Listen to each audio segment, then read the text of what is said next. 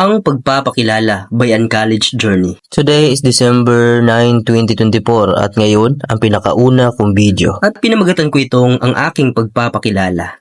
At bago yon, syempre hayaan nyo muna akong maglinis habang kinikwento sa inyo kung sino nga ba si College Journey.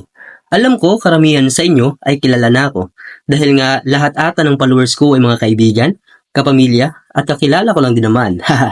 Pero para sa darating at bago kong followers, hayaan niyo akong magpapakilala sa inyo.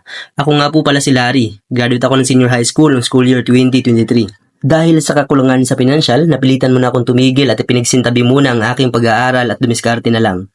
Pinanganak pala ako sa probinsya ng Bohol at matagal nang nakatira dito sa Inayawan, Cebu City. Mula pagkabata, maaga akong namulat sa realidad ng buhay at madami na din akong nasubukang trabaho mula elementarya hanggang nag-high school at graduate ng senior high school. At dahil sa kakulangan sa disiplina at hindi ako nag-set ng goals para sa sarili ko at para sa kinabukasan, kaya sa lahat ng napagdaanan ko pagkakakitaan at trabaho, wala akong naipon. Nung ako'y nasa elementarya sa murang edad, sumubok din ako ng iba't ibang pagkakakitaan. Gaya na lamang na pangunguha ng kahoy na panggatong para ibenta. Sa Bisaya pa, namugha og kahoy para ibaligya. Mamuwak sa babaw sa lubi. Mamuwak og lubi. Yung nahuhulog ng nyog, kinukuha para ibenta. Na-try ko din ang pagpamagol. Hindi ko alam sa Tagalog pero yung balat ng nyog inaalis, parang ganito. Kahit na binibigyan naman ako ng baon ng kapatid ko, sumusubok pa din ako ng mapagkakitaan. Nasubukan ko na din magbenta ng kamuti sa bahay-bahay. May tanim kasi kami doon dati sa probinsya kaya kung walang baon, kukuha lang ng kamuti tapos ibenta. Hanggang sa nag-high school ako, nagdadrive ako ng tricycle pagtapos ng klase dito sa Cebu. Para pang dagdag baon at syempre pang computer na din. Na-addict kasi ako sa Dota noong time na yun. Wala kasing gadget sa probinsya, kaya nanibago ako. Hanggang sa napadpad ako sa Bulacan at doon ako nagpatuloy ng aking pag-aaral. Grade 9 at grade 10 pala ako nung time na yun. Kaya pagtapos ng klase, tumutulong ako maglako ng paninda ng ate ko. Mapa-ice candy man yan, turon, buwad, gulay, karne at kung ano-ano pa. Sabado at linggo naman, tinutulungan ko ang ate ko magtinda sa palengke ng baka, nilagang baboy, manok, toyo at iba pa. Sinubukan ko din magtinda ng sarili kong produkto gaya na lamang ng itlog maalat, turon, gulay at iba pa para kumita. Naglalako kasi ako doon dati sa Bulacan. Sa Bisaya pa, gisuroy na ako akong mga tinda. Hanggang sa nagkaroon ng pandemic at modular ang lahat ng estudyante noon kaya nag-sideline na ako sa pagiging helper, mapa-construction at delivery.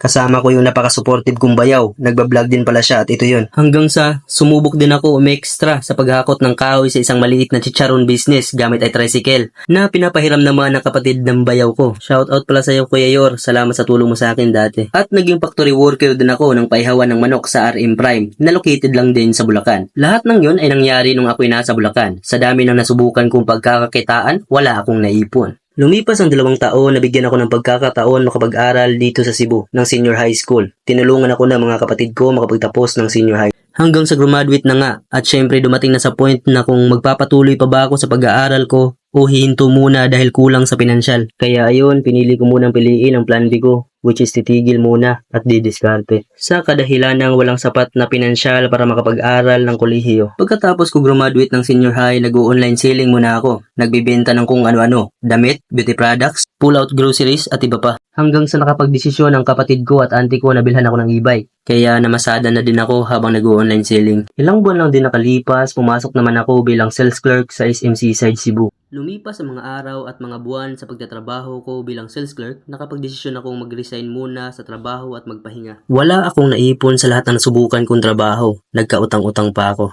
Lumipas ang mga araw at ilang buwan, naging pabaya na din ako sa sarili ko. Nawalan ako ng pakialam sa mga bagay-bagay. In short, pansamantalang nawala ang gana ko sa mga pangarap ko. Siguro dahil tumigil ako sa pag-aaral, kaya parang napektuhan din ang isip ko. At parang nawala din ako sa sarili ko. Nawala yung disiplina ko sa lahat ng bagay, sa pagkain, halaga sa katawan, at pansamantalang nawala yung mga goals ko sa buhay. At medyo tumaba na din ako sa kadahilan ng walang ehersisyo. Araw at buwan ang lumipas, na-realize kong hindi pala hadlang ang hindi nakapagtapos ng pag-aaral para mangarap ulit. Kahit pala walang pinag-aralan, pwede mangarap. Ako pa kaya na may pinag-aralan kahit papano? Tumingin ako sa paligid ko at nag-obserba. Na-realize kong madami pala ang umasenso at yumaman kahit walang diploma.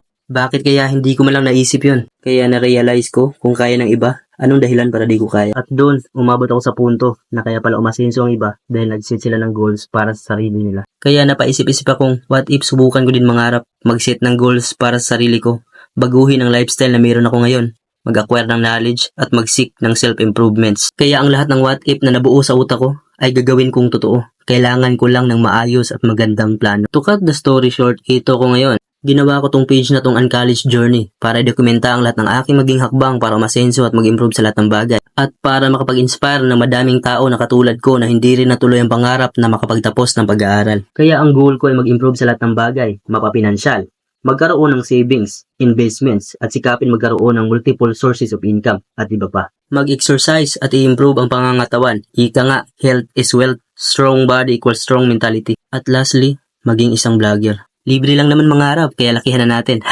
At syempre, di ko yun magagawa.